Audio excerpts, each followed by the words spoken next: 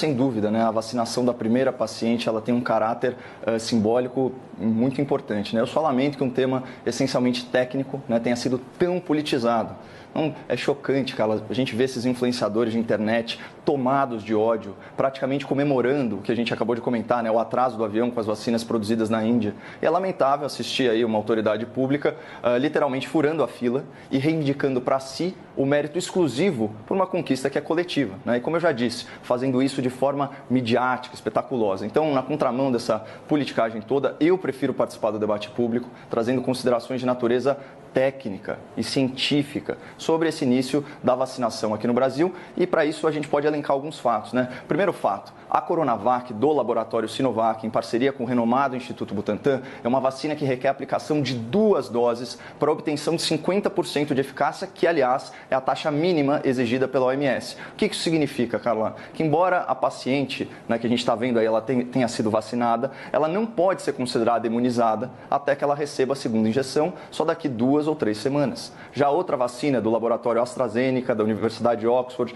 em parceria com a Fundação Oswaldo Cruz, ela requer apenas uma injeção para obtenção de 70% de eficácia. Portanto, é muito provável que a primeira pessoa efetivamente imunizada contra a Covid-19 seja aquela inoculada com a vacina da Fiocruz AstraZeneca e não essa senhora que recebeu ontem a primeira dose da vacina Sinovac Butantan.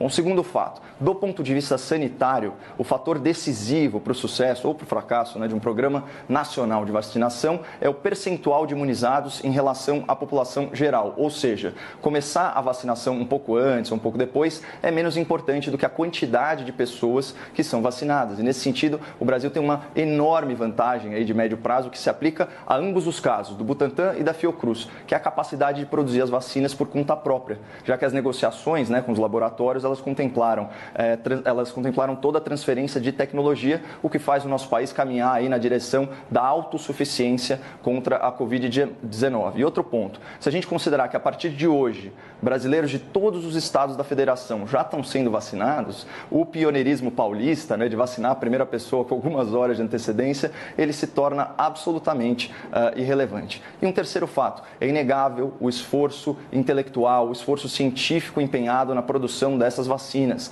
mas também é notório que houve um certo atropelo do processo científico regular. Afinal, as vacinas, a gente sabe, levam anos para serem desenvolvidas, não meses, como essas vacinas contra o coronavírus. Então, eu cito 2 exemplos aqui evidentes desse atropelo, né? Você teve uma redução drástica no tempo de acompanhamento dos voluntários imunizados, né, para verificação de reações adversas, da resposta imunológica no longo prazo, e os índices de eficácia das vacinas, eles foram calculados com base em grupos amostrais que não contemplam toda a diversidade, né, toda a diversidade etária, a diversidade fisiológica da população geral.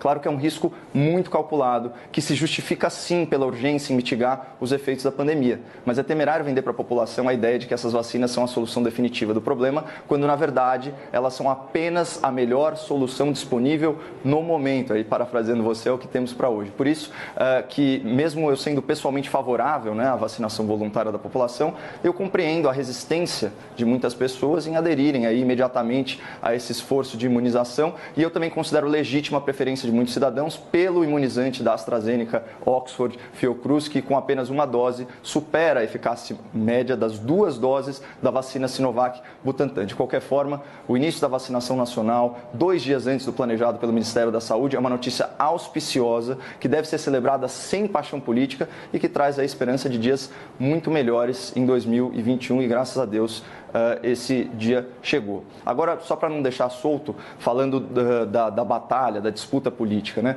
Qualquer eventual ganho político do governador paulista nessa questão da vacina Sinovac Butantan pode facilmente se diluir em 2 fatos que eu já mencionei, né? Então, primeiro, a vacina da AstraZeneca Fiocruz, ela é mais eficaz, né? requer uma dose a menos. Segundo, a antecipação do esforço nacional de vacinação pelo Ministério da Saúde ofuscou o pioneirismo de São Paulo na aplicação da vacina, acabou sendo aí de poucas horas. E mais, Aqui a gente tem a tendência de avaliar o cenário político com base na nossa localização geográfica. Só que o Brasil é muito maior que São Paulo.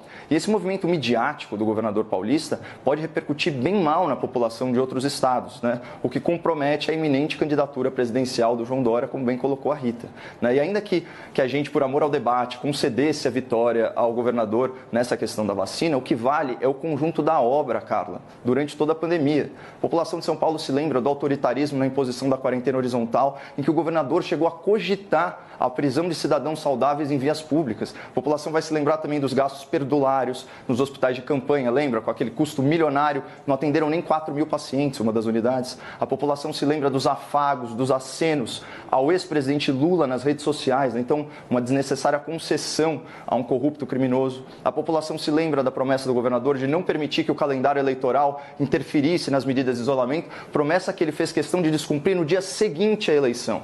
E a população se lembra que depois de desinformar sobre a real eficácia da vacina, o governador deixou a cidade para viajar para a Flórida, nos Estados Unidos, onde não havia lockdown. Então essas coisas, elas estão na memória da população, que naturalmente pode associar o governador João Dória com a radicalização do isolamento social e com a hipocrisia do fique em casa com a geladeira cheia. Então, concluindo, o João Dória precisa de muitas vitórias políticas se quiser reverter esse quadro e se viabilizar politicamente em 2022.